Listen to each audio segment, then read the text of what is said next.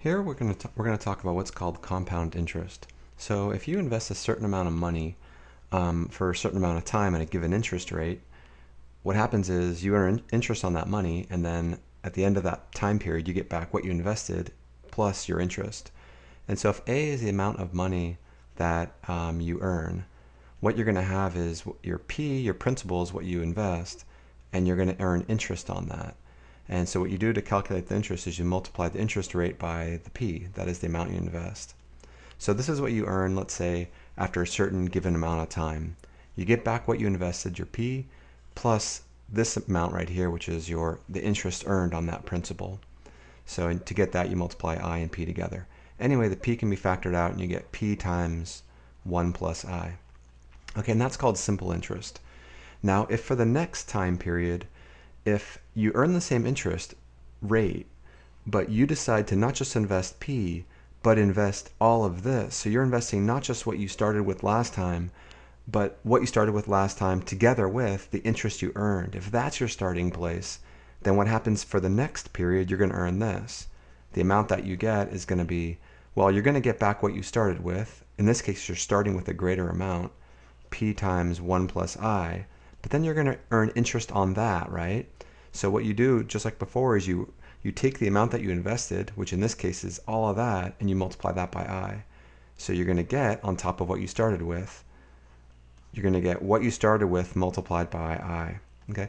Now that can be written as, you can factor out a P times 1 plus I, and you get P times 1 plus I.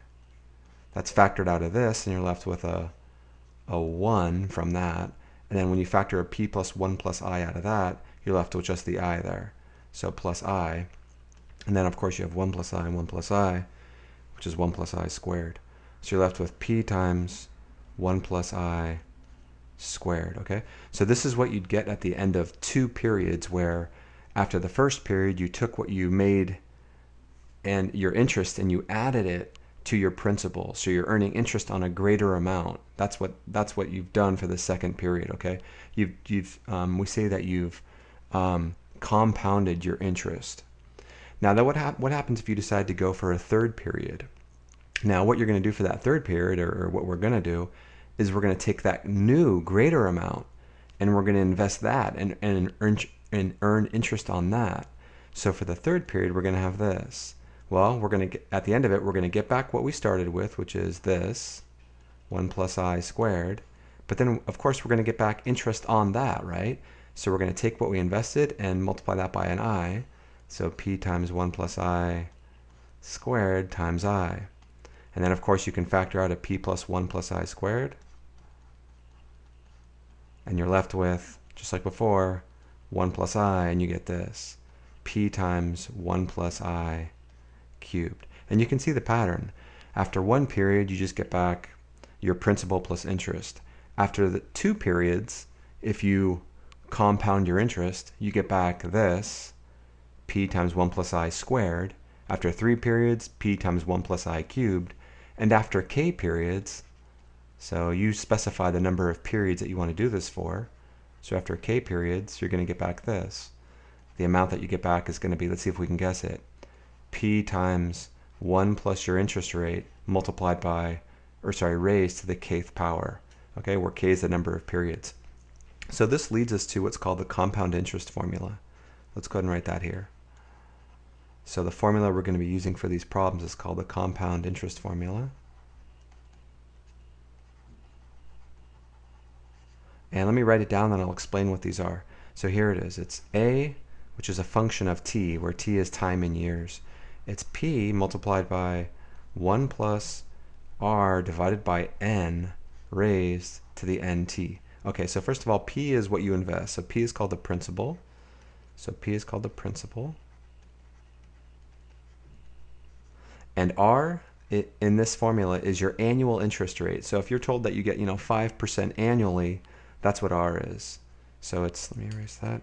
It's your annual interest rate.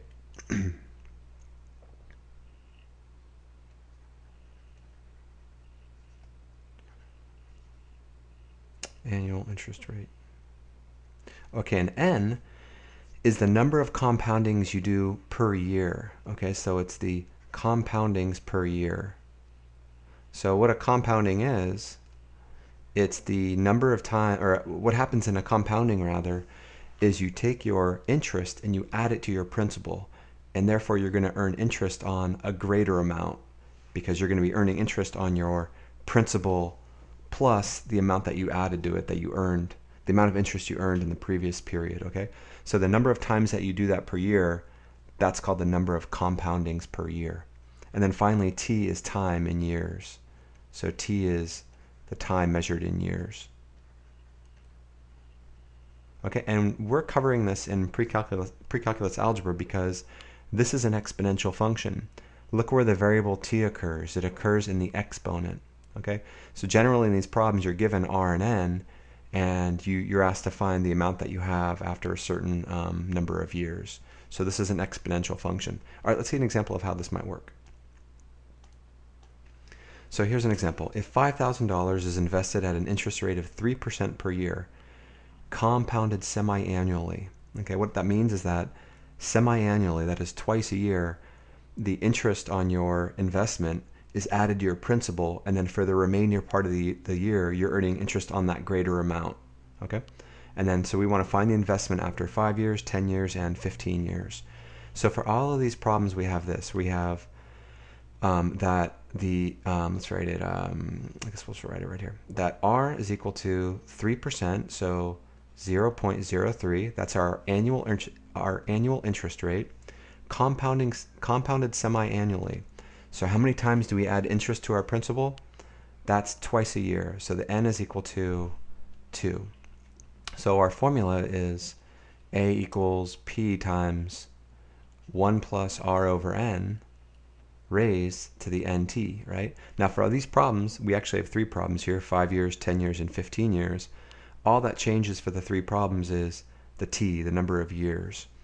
What remains the same is the annual interest rate and the number of compoundings. So first, for 5 years, what are we going to get back? And the p remains the same as well, of course, because that's the initial principal invested.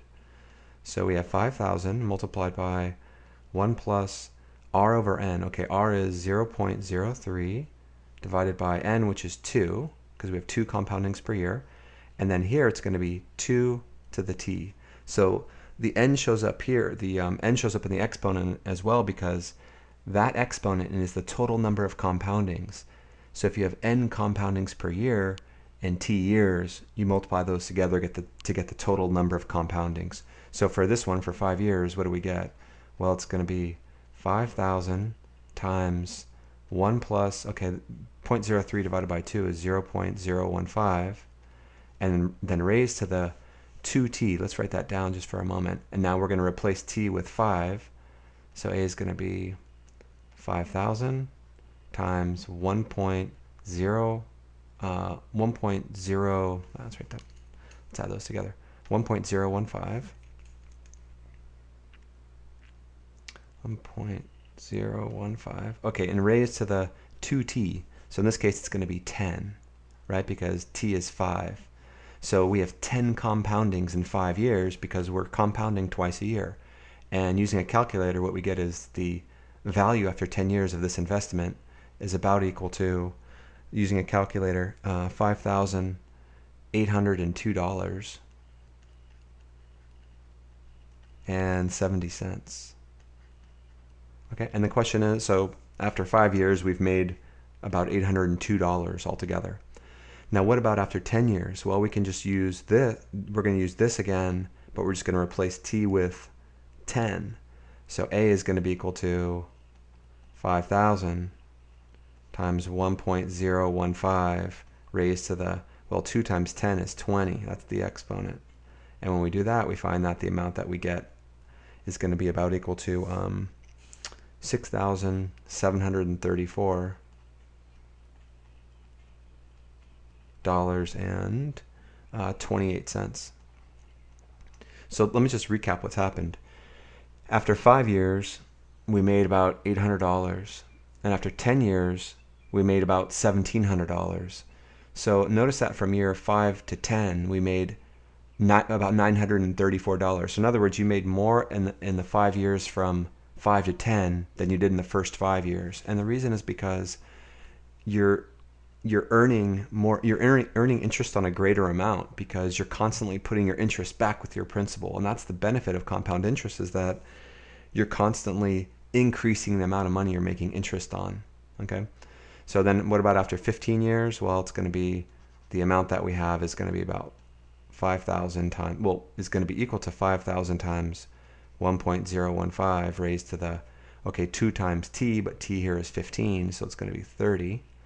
And then we use a calculator to find that. We get that the amount's about equal to $7,815.40. Okay, so going from first 5 years, $800. Next 5 years, about $930. Next 5 years after that, about $1,100. Wow, right? So the investment is really starting to ramp up the longer we leave it, as long as we're continually adding money back to what we originally invested. That is, as long as we're compounding our interest. Okay, and so when you look for an investment, you want to look for something where your interest is compounded. Okay, until next time.